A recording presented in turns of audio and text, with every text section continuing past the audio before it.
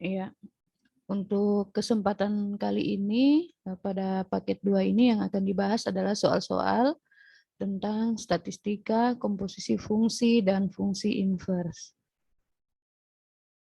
Untuk soal yang pertama tentang statistika, diagram lingkaran di bawah ini adalah hasil survei minat sekelompok siswa di sebuah sekolah. Jika banyaknya siswa 300 orang, berapa banyaknya siswa yang memiliki minat membaca puisi?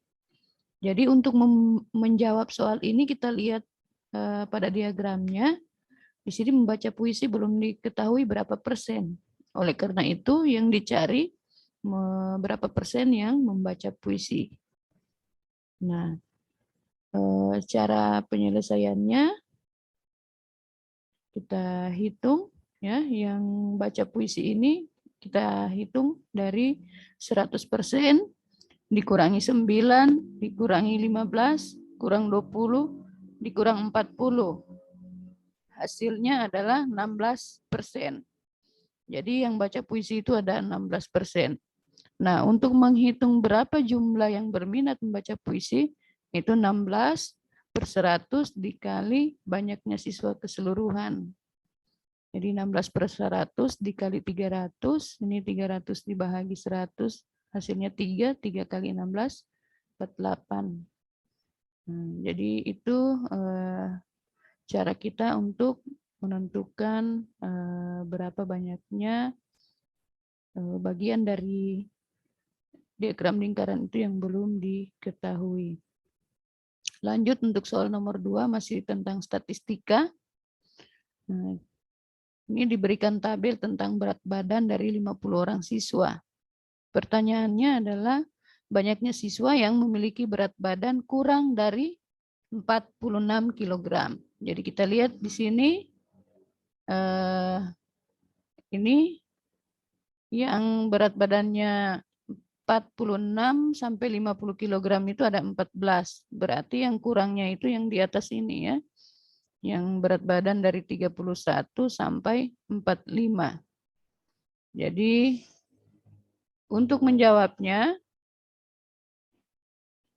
kita data yang 31 sampai 35 ada 4 orang, kemudian 36 sampai 46 orang, 41 sampai 45 9 orang. Jadi total yang berat badannya kurang dari 46 itu adalah 4 tambah 6 tambah 9 yaitu 19.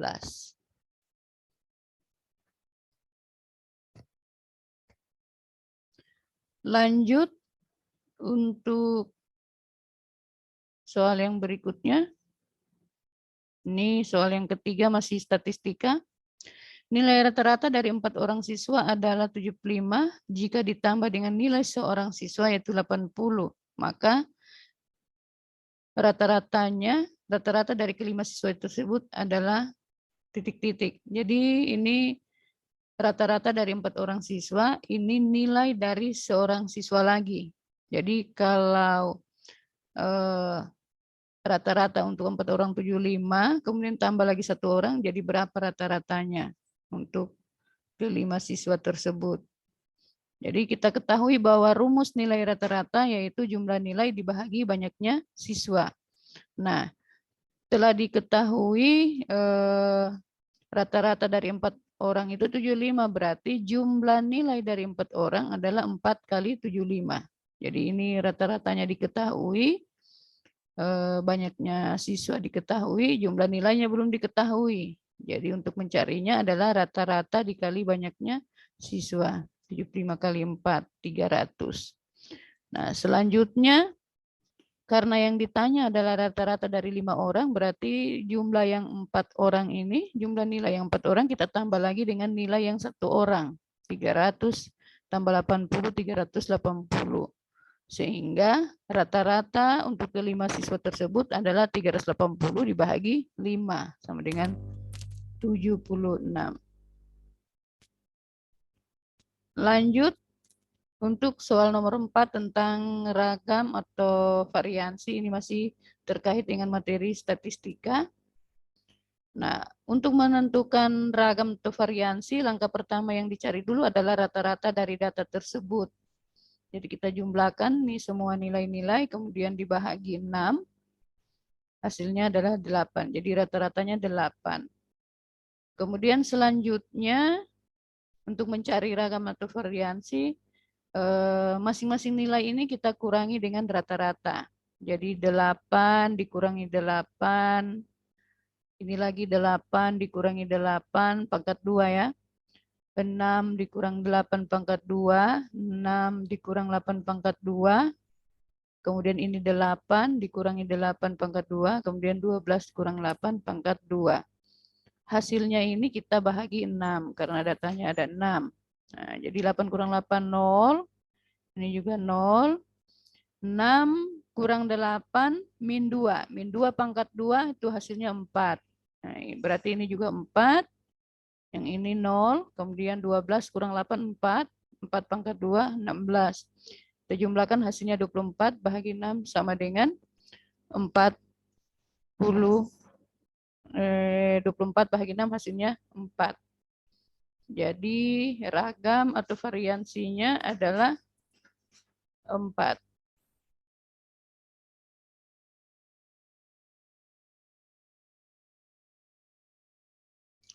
Untuk soal berikutnya tentang simpangan baku ya.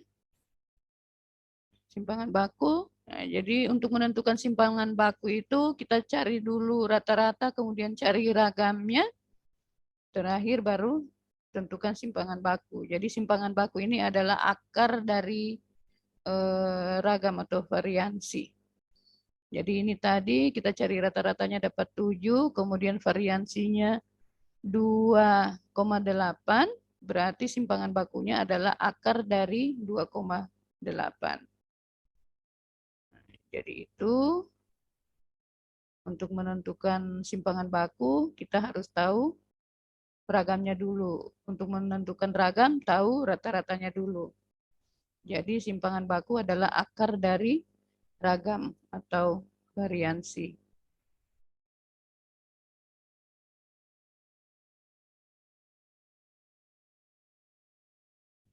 Kemudian untuk soal selanjutnya, nah ini tentang fungsi ya, komposisi fungsi. Diketahui fungsi fx sama dengan x pangkat 2 tambah 3x kurang 5 dan gx-nya 4x kurang 1.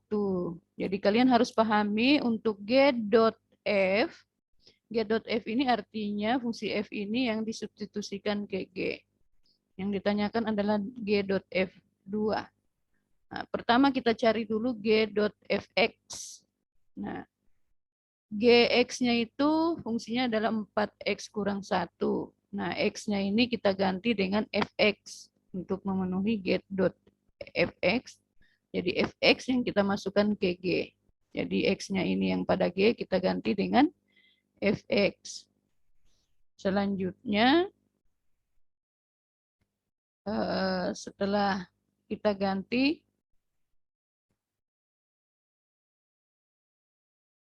ini ya, kita ganti fx-nya dengan fungsinya ini, yaitu x pangkat 2 tambah 3x kurang 5. Ini kita ganti, kemudian kita selesaikan.